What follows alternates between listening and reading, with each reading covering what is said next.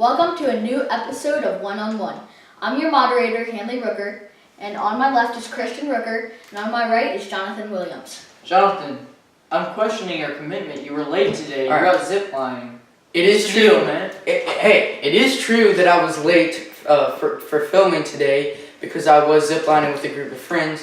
However, it was not my fault that there was bad weather today and there was an accident on the interstate. Hey, no excuses. Hey, it's a legitimate excuse. Hey, I'm just messing with you, man. I'm just messing with you. Our first topic of the day is Johnny Manziel. Johnny Manziel had a good game as the Canadian Football League preseason came to an end. Jonathan, is there any way that Manziel makes his way back into the NFL? Okay, this is the preseason, okay? That's the big story, is it? It's the Canadian Football League preseason. The guy, he did have a good last game of the preseason. He went 12 for 20, 88 passing yards and 1 touchdown. That's pretty good. However, it is the preseason of the Canadian Football League. Until he can show me that he can play at an elite level in the regular season of the Canadian Football League, maybe I'll start to say I think he can make a comeback. Right now, I can't see him making a comeback to the NFL. However, Johnny, I'm cheering for you. I grew up during Johnny football, during his time at A&M. I really want to see him succeed in the NFL, but right now I can't see a comeback. Everyone who thinks that Manziel is going to go to the NFL and be a starter, don't get ahead of yourselves. This is one CFL preseason game. And there's a big difference between the CFL and the NFL, and Johnny Manziel has been away from football for a long time. I could see him as maybe a third-string quarterback in the NFL, but nothing more than that. Tom Brady's retiring pretty soon. We already know, all right? He's older than 40. There's going to be a lot of there's going to be a lot of starting position quarterback job openings coming up with guys like so Philip Rivers and you go from saying that he's not going to be in the NFL to going. I said if he shows me that he can play at an elite level in the regular season, I can see him making a comeback potentially. We saw another MLB injury Saturday as Steven Strasburg injured his shoulder. Is this injury that serious since the Nationals have the best starting pitching rotation? Christian? Well, he's only on the DL for 10 days, but there is no timetable for his return, which is a little worrying. And the Nats have a great pitcher rotation, but it's a bigger deal than it would be normally because they're starting a right-handed pitcher, Johnny Manziel, is currently on the DL with hamstring strain. So it's normally it's a bigger deal than it would normally be. So you're asking me, is it a big deal? Of course it's a big deal. Steven Strasburg, before Max Scherzer came, was definitely the best pitcher on the Washington Nationals. And right now, I think he's the most underrated starting pitcher in the MLB. He gets overshadowed a little bit by Max Scherzer, but he's a 3-time All-Star and a 3-time National League Pitcher of the Month. He has a 3.46 ERA, and he has a whip of 1.09. Those are great stats. Of course, it's going to take a big deal with Johnny Manziel being out. It's really going to take a toll on the Washington Nationals. Don't get fooled by 10-day DL because Daniel Murphy was on the 10-day DL, and the Nationals are really showing a lack from Daniel Murphy being out. 10-day DL can sometimes turn into 60-day DL. Patriots wide receiver Julian Edelman has been suspended 4 games. How big of a toll will this take on New England? Jonathan, your thoughts? Of course it's going to be a big toll on the New England Patriots. Julian Edelman with Danny Amendola gone, in my opinion, is the best wide receiver on the New England Patriots, okay? With Edelman being suspended for a couple of games, other wide receivers on the Patriots like Hogan, Matthews, and Dorsett, they're going to really have to step up. I do believe in them. I have seen them do good for New England, but they're really going to have to step up and prove themselves. And I think it's a good opportunity for them to show the football players that they really are. Brady can't just work with Gronkowski the whole game, so the story is other guys are going to have to step up, and that's really the story whenever anybody's injured. I don't think this is a very big deal because Bill Belichick always seems to find good replacements, especially with his running backs and wide receivers. There's usually guys, let's be honest, guys you've never heard of on the New England Patriots each year on offense. They're doing great things. And it's only 4 games. Like, that's not even close to the playoffs. Remember, the Patriots rebounded from Brady's 4-game suspension in 2016. That was a to win little Super Bowl. That was a little different. Okay. The only thing is, there's been a lot of distraction this offseason for the Patriots. Brady Belichick Kraft argument, Brady and Gronk being away from practice, and so this just adds to the distraction. Oh, can I say one more thing? It might not be a big deal on paper when you look at the statistics. We saw Julian Edelman make one of the greatest NFL catches of all time in Super Bowl 51 in order to secure the Patriots winning that game against the Falcons. Julian Edelman is one of the clutchest players of all time. This will be a big toll on New England, even if it's regular season games and even if it's just 4 games. Let's switch over to basketball. Steph Curry now has 3 NBA championships. He's a guy who has faced a lot of criticism in his career. With 3 rings, is Curry definitely the best point guard in the NBA currently? And where can he potentially rank on the list of all-time point guards? Christian? Well, I mean, right now you can go with a lot of guys at the number 1 point guard: Russell Westbrook, Chris Paul, Kyrie Irving, as well as Steph Curry.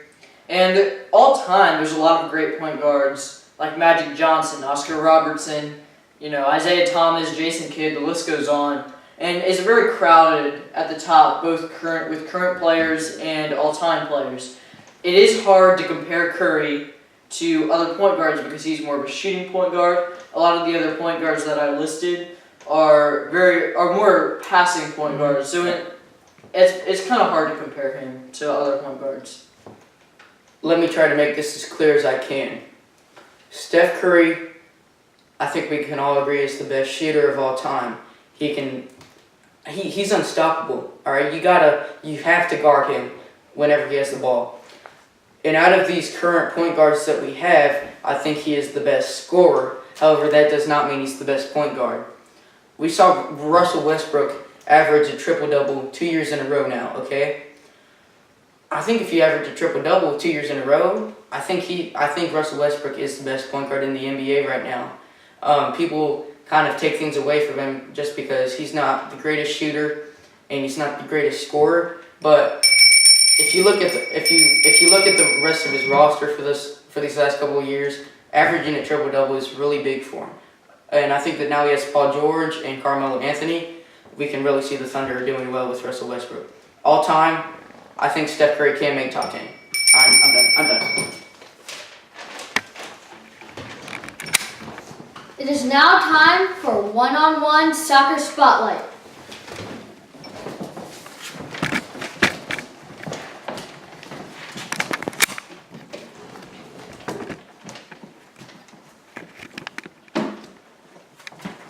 Hey, I'm Christian Rooker, and I'm here with Bennett Wilburn, one-on-one soccer expert. And we are here to talk about the World Cup group stage, and we're going to alternate making predictions for the groups today. So Bennett, guess first. Why don't you start off by predicting Group A? All right, so I'm going to go number 1 in Group A with Uruguay, Cavani and Suarez being a good duo. Number 2, I'm going with Egypt, just because I think that it will be very cool, and I think that Salah leading Egypt is pretty good. So, and then Russia and Saudi Arabia 3 and 4. I'm going Russia number 3 just because they have a good mix of players. So that's my predictions for Group A. Group B is going to come. I think Portugal and Spain are clearly going to be the 2 advancing, barring a major upset. It is most likely going to come down to the game on Friday between Portugal and Spain. I'm going to go with Spain. I think they're a better all-around team. So I'm going Spain at number 1 and Portugal at number 2. I'm going to go Iran at number 3. I really like Carlos Queiroz as their coach, but I don't think they can make it in with very, very tough group with Spain and Portugal, and Morocco rounds out the group.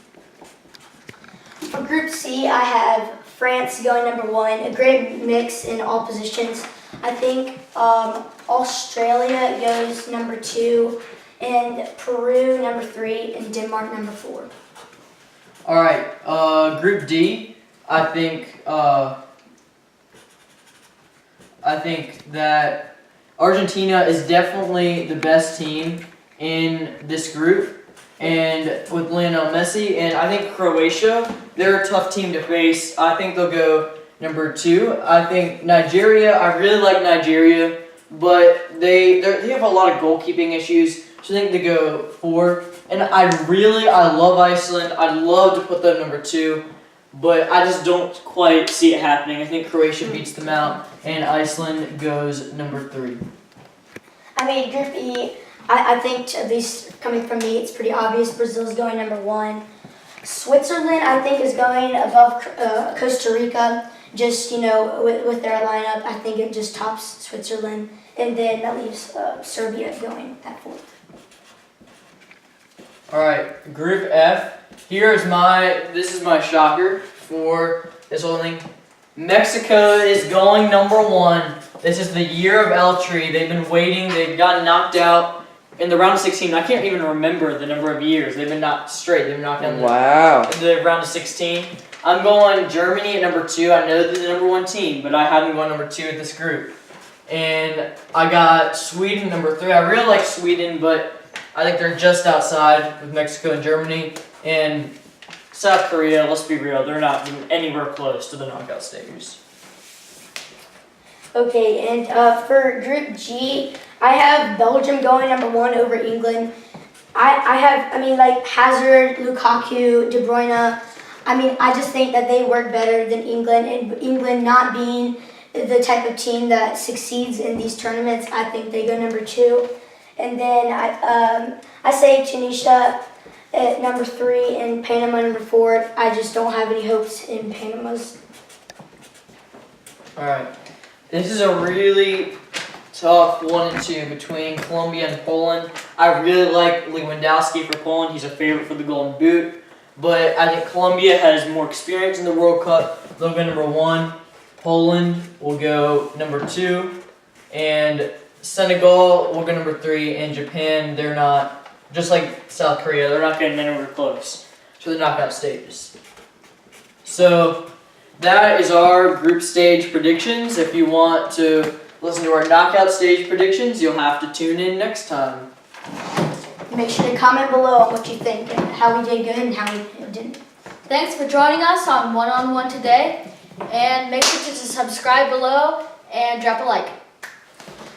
Go Nationals!